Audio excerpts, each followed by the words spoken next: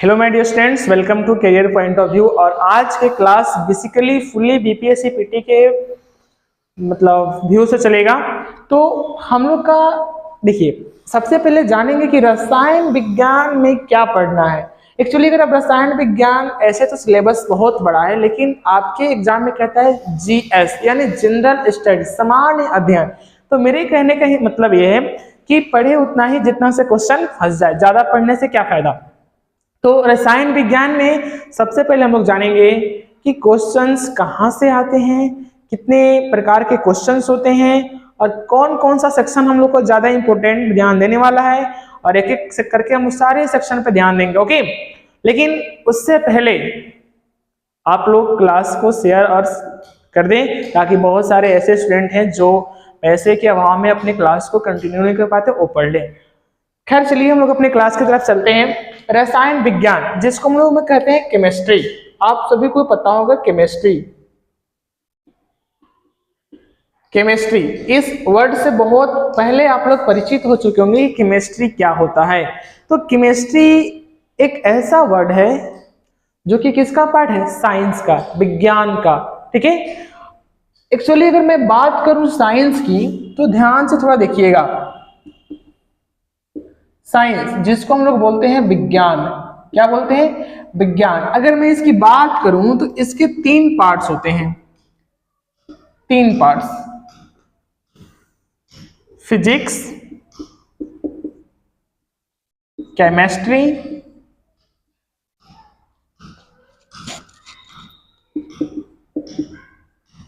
और biology. Okay, तो physics, chemistry और बायोलॉजी तीन पार्ट होते हैं। कितने पार्ट्स होते हैं? तीन पार्ट्स होते हैं विज्ञान के। तो इसको बोलते हैं भौतिकी। भौतिकी, इसे बोलेंगे हम लोग रसायन, और इसे बोलते हैं जीव विज्ञान। बायोलॉजी को क्या बोलते हैं? जीव विज्ञान। अब खैर हम लोग को पढ़ना है इसमें ए वाला चैप्टर। कौन सा पढ़ना है? ए, रसायन विज्ञान। तो रसायन विज्ञान में सबसे पहले जानेंगे कि रसायन विज्ञान के कितने पार्ट्स होते हैं। तो देखिए ध्यान से और समझिए बिल्कुल। जब मैं रसायन विज्ञान की बात करता हूं, केमिस्ट्री की बात करता हूं, तो इसका तीन पार्ट करेंगे। मैं ध्यान दीजिएगा। सबसे पहले मैं बात करूंगा physical chemistry. Physical chemistry, physical chemistry, भौतिक रसायन, जिसको क्या बोलते हैं? भौतिक रसायन। देन मैं बात करूंगा ऑर्गेनिक केमिस्ट्री। Organic chemistry. उसके बाद मैं बात करूंगा इनऑर्गेनिक केमिस्ट्री।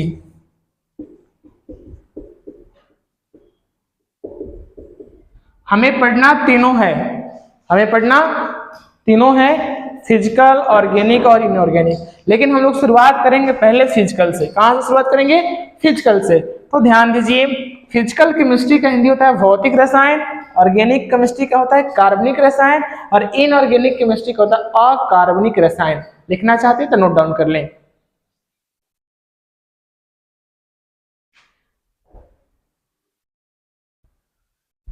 और सबसे पहले हम लोग जानेंगे मैटर, ठीक है, जिसको हम लोग बोलते हैं पदार्थ। अब देखिए पदार्थ क्या होता है, जिसको हम लोग बोलते हैं मैटर। ठीक है, अब मैटर दैट में सेंस करने का मतलब क्या है? Anything has mass, volume and occupies space is called matter. यानी जो जिसके पास कुछ ना कुछ हो, जो स्पेस को ऑक्युपाइज करता हो, कुछ वेट हो, दैट इज कॉल्ड मैटर। मैं लिखूंगा डिफिनेशन, आप मेरे साथ लिखिएगा, या मैं बोल देता हूं वो भी लिख सकते हैं। वह वस्तु, लिखिए आप लोग एक बार, वह वस्तु या ऐसा कुछ जिसका अनुभव हम अपनी ज्ञान इंद्रियों या सेंसरी ऑर्गेन से कर सकते हैं, अथवा वह जो स्थान घेरती हो पदार्थ कहलाती है। डिस्कस करने वाले हैं पदार्थ के प्रकार। ये तो आपको पता होगा कि फिजिकल केमिस्ट्री पढ़ना है और इनऑर्गेनिक पढ़ना है, लेकिन हम लोग शुरू करेंगे मैटर से, पदार्थ से। ठीक है, तो अब हम लोग पढ़ेंगे पदार्थ के प्रकार क्या होते हैं। ओके नाउ देखिए, पदार्थ की अगर मैं बात करूं प्रकार की, तो ये जो होते हैं वो दो तरीके के होते हैं। एक होता है फिजिकल मैटर और एक होते हैं केमिकल।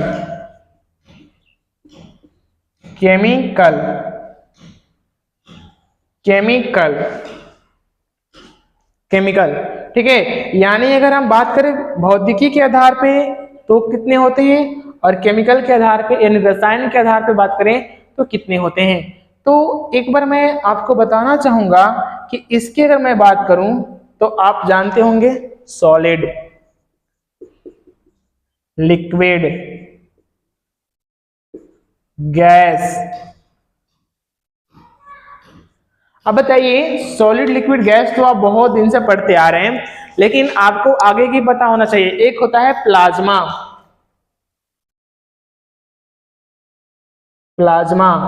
दूसरा क्या होगा बताइए, प्लाज्मा के बाद क्या आता है, बीईसी, बोस आइंस्टाइन कंडेंसेट, और एक 6 भी होता है जो कि जान लीजिए, एक होता है FIC। ये भी क्या है, फिजिकल मैटर के पार्ट्स में आते हैं, यानी solid, liquid, gas, plasma, BEC और FIC, ये तो मेरा फिजिकल केमिस्ट्री में आ गए। लेकिन केमिकल में क्या क्या आते हैं, इनको हम लोग डिस्कस करते हैं। देखिए बिल्कुल ध्यान से,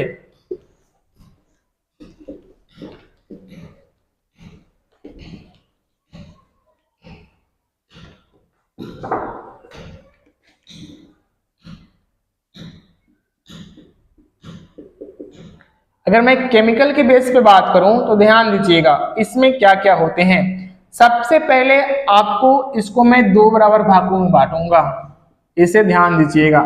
अब बताइए क्या क्या बांटूंगा, तो एक को बांटूंगा मैं प्योर और दूसरे को मैं बांटूंगा इम्प्योर। ठीक है, दैट मीन्स कहने का मतलब यह है मेरा कि प्योर मतलब शुद्ध, क्या शुद्ध, और इम्प्योर का मतलब अशुद्ध। ध्यान से देखिएगा और समझिएगा, अशुद्ध। ठीक है, अब फिर प्योर को भी मैं बांटूंगा 2 बराबर सेक्शंस में, ध्यान दीजिएगा। मुझे बताइए एक बार कमेंट करके कि इसको कितने पार्ट में बांटेंगे। तो इसे मैं बांटूंगा एलिमेंट एंड कंपाउंड, ध्यान दीजिएगा। एलिमेंट मतलब तत्व, क्या होगा, तत्व, और कंपाउंड का मतलब यौगिक। चलिए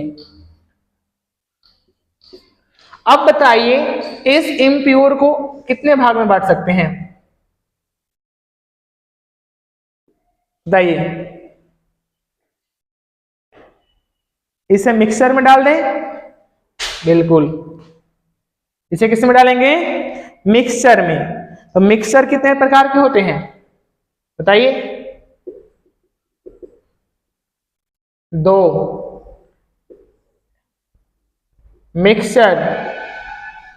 मिक्सचर का मतलब पता है ना, मिश्रण होता है, मिश्रण। अब देखिए ध्यान से, होमोजेनियस और हेट्रोजेनियस, होमोजेनियस एंड हेट्रोजेनियस,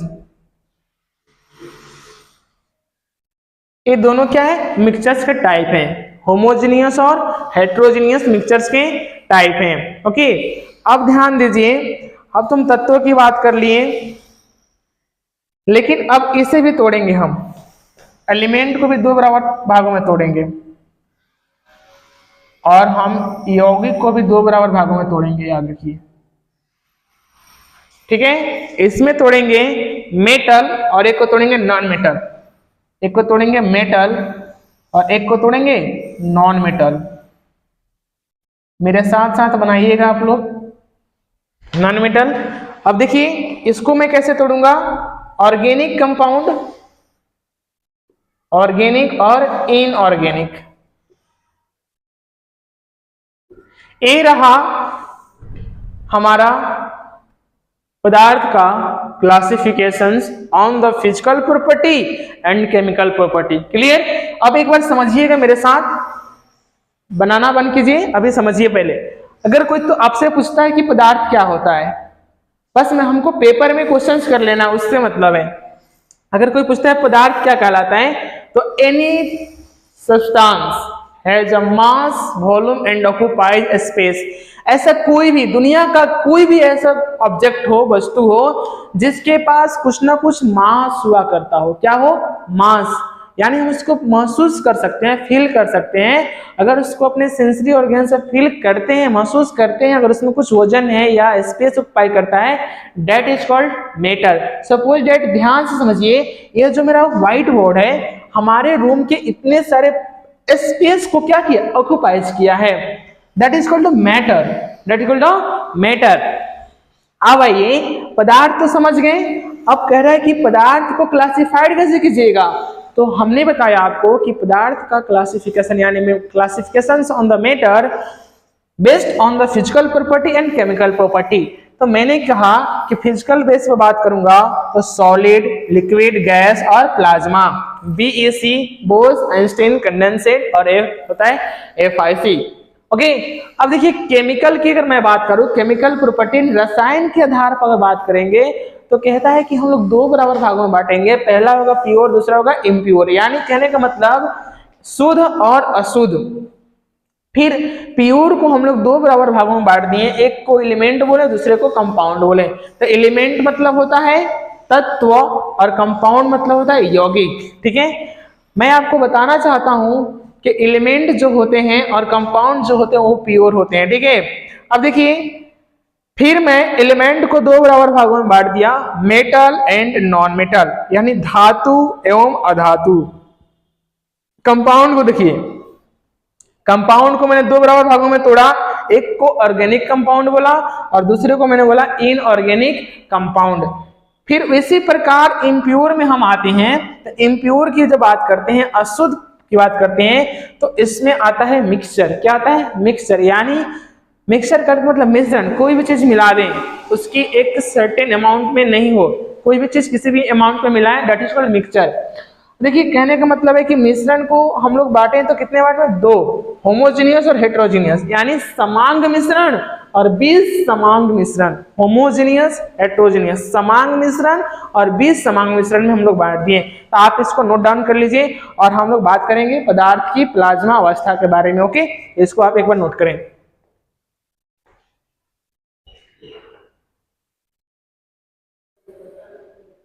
तो हेडिंग डालिए, प्लाज्मा की अवस्था। प्लाज्मा की अवस्था, और इसमें हम लोग बात करेंगे कि प्लाज्मा होता क्या है। तो प्लाज्मा अत्यंत उच्च तापमान की अवस्था है। क्या हुआ? प्लाज्मा अत्यंत उच्च यानी हाई टेम्परेचर। प्लाज्मा क्या है? हाई टेम्परेचर की एक स्टेज है। वास्तव में जब एक या एक से अधिक इलेक्ट्रॉन को किसी भी गैसीय माध्यम से अथवा किसी गैसीय परमाणु से मुक्त किया जाता है, ध्यान से सुनिएगा वर्ड, प्लाज्मा अत्यंत उच्च तापमान की अवस्था है, यानी हाई स्टेज टेम्परेचर की है। देखिए, रियली जब आप एक या एक से अधिक इलेक्ट्रॉन किसी भी गैसीय माध्यम से अथवा किसी गैसीय परमाणु से मुक्त किया जाता है, तो धनात्मक आवेश उत्पन्न हो जाता है। वास्तव में प्लाज्मा इन्हीं धनात्मक आवेश वाले आयनों और नेगेटिव चार्ज वाले इलेक्ट्रॉनों का मिश्रण है।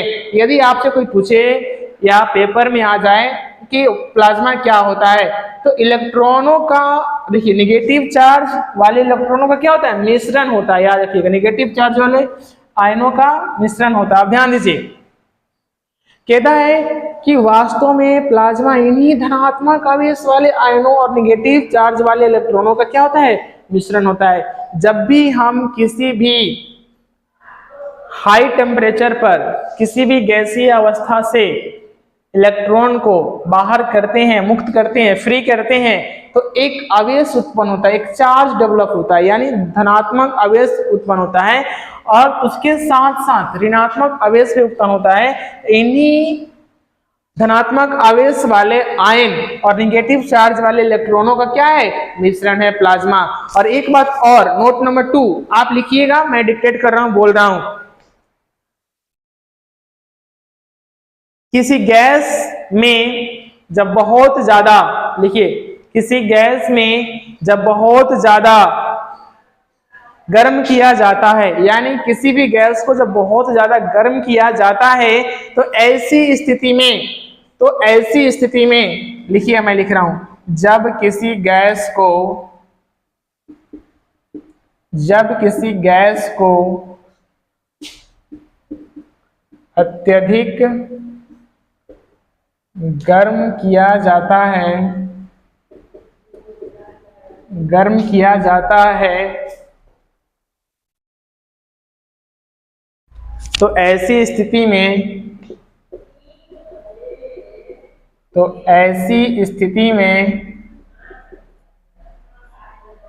तो ऐसी स्थिति में प्लाज्मा माध्यम उत्पन्न होता है। तो ऐसी स्थिति में प्लाज्मा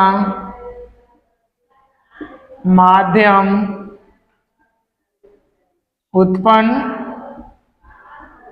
होता है।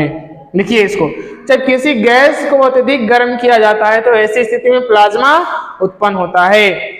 चलिए एक नोट और डाल के लिखिए, नोट, पेपर में क्वेश्चन कैसे फंसेगा, लिखेगा जब गैस को हाई टेम्परेचर पर अत्यधिक गर्म किया जाता है तो निम्नलिखित में से क्या बनता है, क्या होता है, ऐसे पेपर में आएगा। ओके, तो आप देखिए, जब किसी भी गैस को अत्यधिक गर्म किया जाता है तो ऐसी स्थिति में क्या उत्पन्न होता है, प्लाज्मा माध्यम उत्पन्न होता है। वेरी गुड, नोट डाउन कीजिए फास्ट आप लोग। चलिए एक नोट और लिखिए, प्लाज्मा प्राकृतिक और कृत्रिम, प्लाज्मा प्राकृतिक और कृत्रिम दोनों रूप में उत्पन्न होते हैं, दोनों रूप में मिलती है। कृत्रिम, प्लाज्मा प्राकृतिक और कृत्रिम दोनों रूप में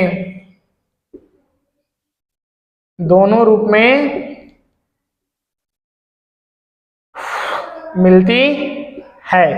ओके, इसको भी नोट कीजिए, प्लाज्मा प्राकृतिक और कृत्रिम दोनों रूप में मिलती है। अब देखिए पेपर में क्वेश्चन कैसे एग्जामिनर देगा कि प्लाज्मा जो है वो किस रूप में मिलती है, नेचर में कौन से रूप में एग्जिस्ट करती है। तो प्लाज्मा जो है वो हमारे इस नेचर में प्राकृतिक रूप से भी और कृत्रिम रूप से, दोनों रूप से एग्जिस्ट करती है। थोड़ा नोट डाउन फास्ट करो यार। इसके बाद हम लोग डालेंगे एग्जाम्पल, उदाहरण, ठीक है, प्लाज्मा स्टेट के उदाहरण को बात करेंगे। तो इसको नोट करो जल्दी जल्दी।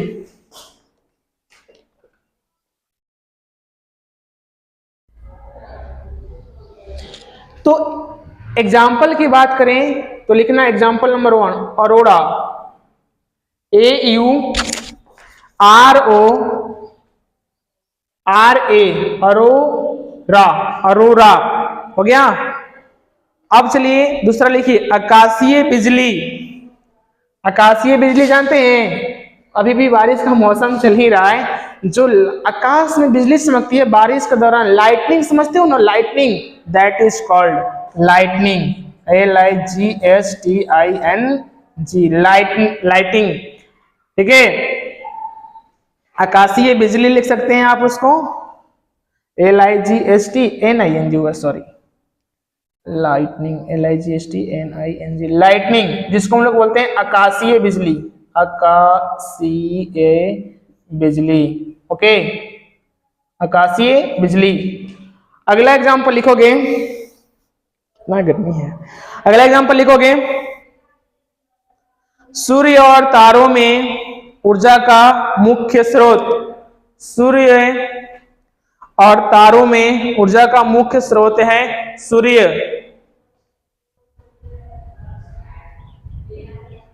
और तारों में प्लाज्मा के कारण नाभिकीय संलयन होता है। लिखोगे, क्वेश्चन देखो एग्जाम्पल से फंसते हैं, पूछेगा कि तारों में किसके कारण नाभिकीय संलयन होता है, तो क्या बताओगे, तो बताना तारों में नाभिकीय संलयन होना किसके थ्रू पॉसिबल है, प्लाज्मा के कारण, ठीक है। तो सूर्य में ऊर्जा का मुख्य स्रोत है सूर्य, ठीक है, लेकिन तारों में ठीक है। प्लाज्मा का जो प्लाज्मा है उसका तारों में नाभिकीय संलयन होता है प्लाज्मा के कारण। अगला लिखो थर्मोस्फेयर। थर्मोस्फेयर, थर्मोस्फेयर, थर्मोस्फेयर और मैग्नोस्फेयर परत में प्लाज्मा पाई जाती है। थर्मोस्फेयर और मैग्नोस्फेयर, ध्यान दो, थर्मोस्फेयर एंड मैग्नोस्फेयर, मैग्नोस्फेयर के परत में प्लाज्मा पाई जाती है। थर्मोस्फेयर और मैग्नोस्फेयर के परत में प्लाज्मा पाई जाती है। लिखो जल्दी। और एक बात और करते हैं कि लेजर के द्वारा भी प्लाज्मा बनाई जाती है, इसको भी नोट डाउन करो। नेक्स्ट एग्जांपल में 1 2 3 हो गया, चौथा नंबर एग्जांपल नोट करो कि लेजर, लेजर जानते हो, लेजर लाइट जो होता है उसके द्वारा भी प्लाज्मा बनाई जाती है। तो लिखो लेजर के द्वारा भी प्लाज्मा बनाई जाती है। अब चलो एक और बेहतरीन एग्जांपल तुमको बताते हैं। बिल्डिंग करते हुए मशीन देखो, एक देखना बिल्डर को बिल्डिंग करते हुए वहां भी प्लाज्मा उत्पन्न होती है। बिल्डिंग, तो इसको लिखो बिल्डिंग करते समय उत्पन्न ऊर्जा।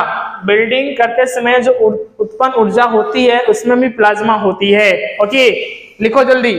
बिल्डिंग करते समय उत्पन्न ऊर्जा प्लाज्मा होती है। अगला प्लाज्मा टीबी में भी होती है। प्लाज्मा टीबी में, अब सुनो एक लाइन में, यहां पे प्लाज्मा का होता है कंसेप्ट खत्म। अब हम लोग रिकॉल कर लेते हैं इस प्लाज्मा को क्या जानते हैं। तो सबसे पहले देखो प्लाज्मा की अवस्था में मैंने लिखा कि प्लाज्मा अत्यंत उच्च तापमान की अवस्था, हाई टेम्परेचर, समझ रहे हो ना, हाई टेम्परेचर यानी प्लाज्मा की अगर मैं बात करूं तो अत्यंत उच्च तापमान की अवस्था है, ऐसी वैसी अवस्था नहीं है, हाई टेम्परेचर। वास्तव में जब एक या एक से अधिक इलेक्ट्रॉन को किसी गैसीय माध्यम से, यानी किसी भी इलेक्ट्रॉन को एक या एक से अधिक माध्यम से जब हम क्या करेंगे, परमाणु से मुक्त करेंगे, तो उसका एक आवेश उत्पन्न होता है, जिस आवेश का नाम क्या होता है, धनात्मक आवेश। वास्तव में प्लाज्मा इन्हीं धनात्मक आवेश वाले आयनों और नेगेटिव चार्ज वाले इलेक्ट्रॉन का क्या है, मिश्रण है। यानी सिंपल सी बात करेंगे तो कहेंगे कि जो धनात्मक आवेश था, जो पॉजिटिव चार्ज था, और नेगेटिव चार्ज का जो इलेक्ट्रॉन था, उन्हीं का मिश्रण कौन है, प्लाज्मा है। क्लियर। अब ध्यान दो, कहता है कि जब किसी गैस को अत्यधिक गर्म किया जाता है, यानी जब तुम किसी भी गैस को जब हाई टेम्परेचर पर ज्यादा गर्म करोगे ना, तो उसमें मध्यम प्लाज्मा उत्पन्न हो जाती है। तो उस माध्यम में क्या उत्पन्न हो जाती है, प्लाज्मा उत्पन्न हो जाती है। समझ में आया। चलो अब देखना ध्यान से, मैंने लिखा नोट, प्लाज्मा प्राकृतिक और कृत्रिम दोनों रूप में मिलती है। मैंने क्या लिखा कि प्लाज्मा जो है वो प्राकृतिक रूप में भी मिलती है और कृत्रिम रूप में भी मिलती है। फॉर एग्जाम्पल देखो, मैंने दिया अरोड़ा, अरोड़ा का एग्जाम्पल दिया, लाइटनिंग आकाशीय बिजली किसका एग्जाम्पल है भाई, प्लाज्मा की है। लेकिन देखो कैसे, तो हम इसको ले जाएंगे प्राकृतिक में, क्योंकि लाइटनिंग बेसिक सी बात है, नेचर का होता है, तो वो चला जाएगा उसमें। अब ध्यान दो, लाइटनिंग आकाशीय बिजली तो समझ में आ गया, लेकिन जब आगे की मैंने बात किया था कि सूर्य और तारों में ऊर्जा का स्रोत कौन है, सूर्य है।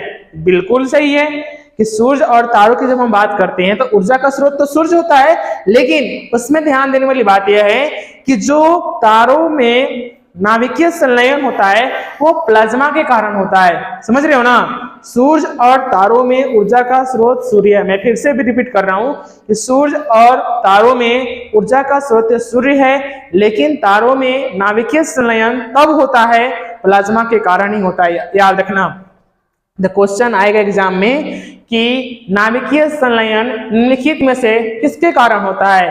ओके, तो बताना, प्लाज्मा के कारण होता है। Okay done.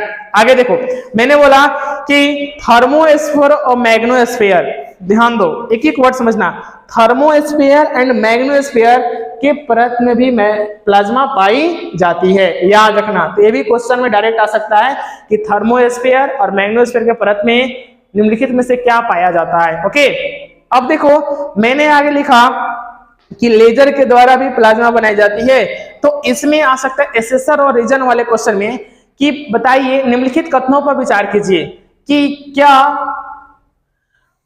लेजर जो होती है, लेजर के द्वारा प्लाज्मा बनाई जाती है या नहीं। कथन सही है या गलत, अगर है तो क्यों, और सही है तो क्यों है, गलत है तो क्यों है, रीजन के साथ स्पष्टीकरण करना है। तो सिंपल से जानना कि लेजर के द्वारा प्लाज्मा बनाया जाता है। आगे देखो, बिल्डिंग करने में जो ऊर्जा उत्पन्न होती है, बिल्डिंग करने में एक बिल्डर जब बिल्डिंग करता है तो उस बिल्डिंग करने में जो ऊर्जा उत्पन्न होती है उससे हम लोग क्या बोलेंगे, उस ऊर्जा में भी प्लाज्मा होती है। अब देखो नेक्स्ट, टीबी में भी प्लाज्मा होती है। और आज के क्लास में हमने प्लाज्मा डिस्कस किया, और मैंने कल के क्लास में मैं डिस्कस करूंगा बीईसी, बोस आइंस्टाइन कंडेंसेट। तब तक के लिए जय हिंद, गॉड ब्लेस यू, मिलते हैं नेक्स्ट क्लास में।